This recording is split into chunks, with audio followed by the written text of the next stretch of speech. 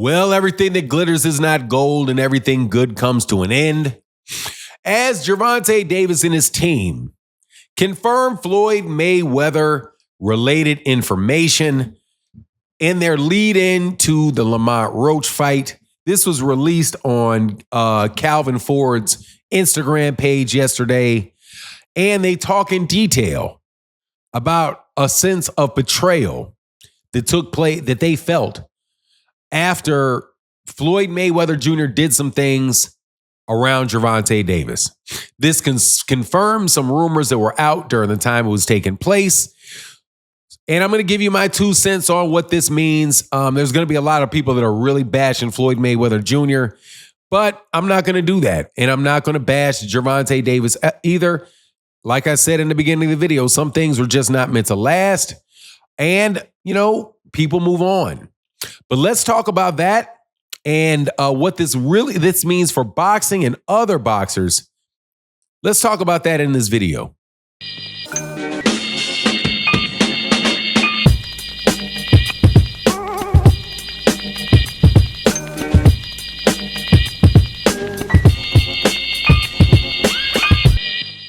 So not too long ago, maybe a year or so ago, right before I think the Ryan Garcia fight with Gervonta Davis, a story came out of Vegas that Floyd Mayweather Jr.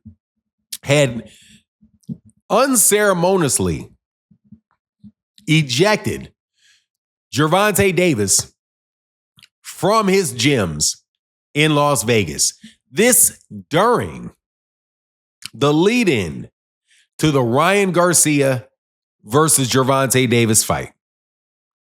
And in the video that was released, you could hear Kenny Ellis say, what was all this about?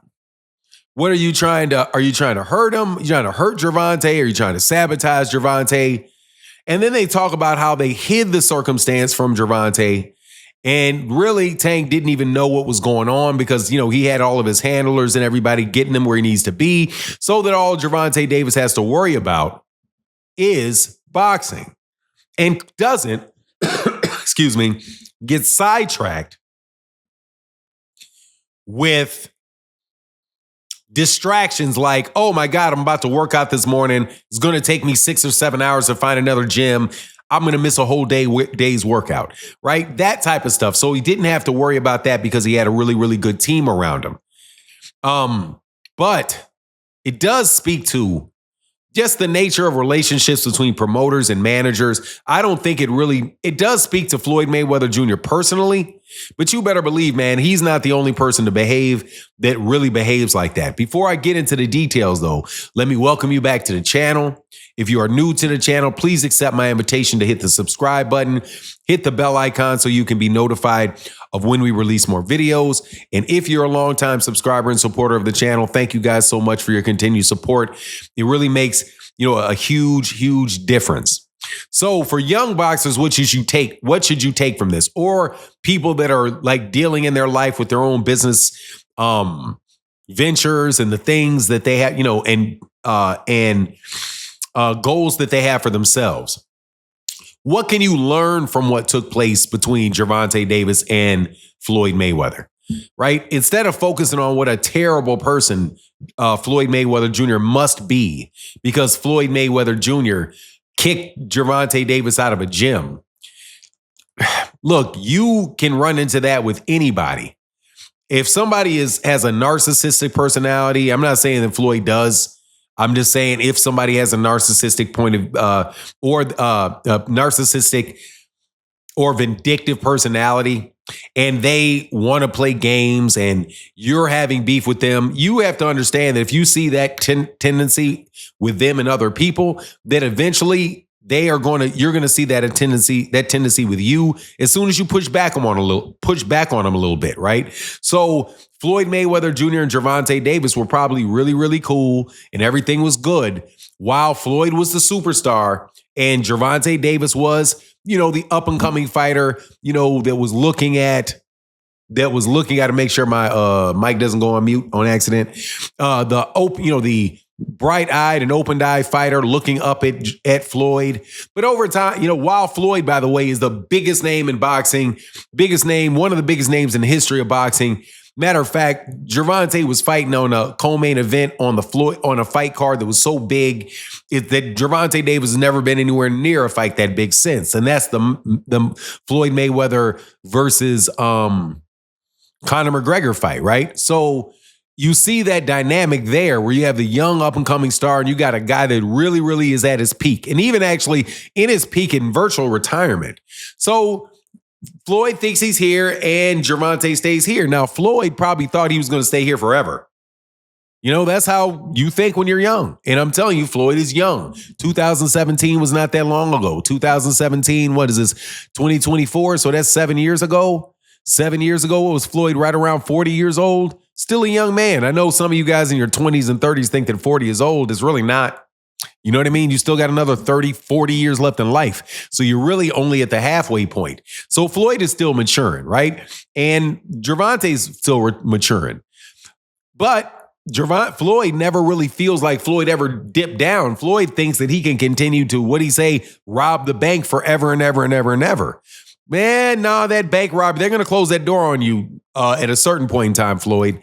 And as that it gets harder and harder for him to make that money, and Gervonta Davis climbs and climbs and climbs, it's not unreasonable that you will have not just resentment on the area of Floyd, but on Gervonta, you're also going to have the feeling that you ultimately get when you become a grown man and you become totally independent.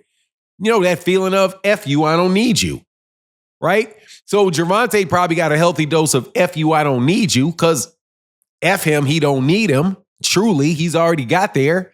And Floyd's definitely got a sense of F you, I don't need you. I've already been there, right? I've already been there, done that, and I'm already set. So those guys are no longer in the same position they were when they met and when things got along. So as their roles changed, so did their relationship. And you have to understand those roles as they shift in life, between you and your son, between you and your daughter, between you and your father, between you and your mother, between you and loved ones. The relationship that you have with your best friend in high school changes, right? He, gets married. You get married. You live in different states. You guys used to hang out all the time, but now all you can do is chop it up, right? Why? Because you guys aren't necessarily each other's priority every day. Hey, man, let's go kick it. Let's go play some ball. Nah, I can't do it, man. I got to go to work. It's 8 o'clock in the morning, I'm growing up. Things change. So I consider all of this stuff around Floyd, even in Floyd's finances and the things that Floyd's doing. Floyd's going to go through going through growing pains as he continues to grow into a fully formed adult. And you don't always get there when you're 40, 45. Sometimes it took me, I don't even think I'm fully formed. And I'm 55. I'm still learning. I'm still growing. I'm still trying to figure it out. So Floyd's trying to figure it out. Gervonta's trying to figure it out. They have a run-in. Gervonta's has a very, very important fight coming on, going on. Very important fight going on. So his team did what his team was supposed to do. His team stepped in there, made sure that Gervonta Davis never had a hurdle. Also, so that's the message number one. When you got two big-time guys, and these guys are maturing and all, man, their relationships change over time. But the important thing is that Gervonta Davis has a team that was with him before Floyd, is with him after Floyd, that's a constant in his life, a constant in his career. And Calvin and Kenny Ellis were already ready for it. They knew what they needed to do. They worked out the situation and they never let that touch Gervonta. Great job from the team. And it's really nice to know, the details of this, other than all the salaciousness that came out when this originally happened. My head not fully understanding the situation, or I'm not upset with Floyd for doing it. Again, because it's not Floyd's responsibility to take care of Gervonta. At the time, if Gervonta Davis had left Mayweather Promotions and he's in Mayweather's gym and Mayweather don't want you there, hey, it is what it is. It's his gym. You got to take care of what you got to take care of. Glad you had a team in there to take care of it. So I'm not blasting on Floyd. I'm not blasting on Gervonta. I think this is just a situation where you have growing pains in the relationship between two really big time guys who are at the top of their professions and the top of their fields, right? And, and high levels in the entertainment world. And, they need some room. You know what I mean? The bigger you get, the more you stretch out. Gervonta Davis was just a little kid when he met Floyd. And by the way, Floyd was down with Devin and wasn't even down with Gervonta. So, this thing was never really, it wasn't orchestrated together from the beginning. What was orchestrated from the beginning with Gervonta was the Calvin and the Kenny connection. But anyway, that's my take on the matter. Please let me know what you think in the comment section. And with that, I'm out. Deuces.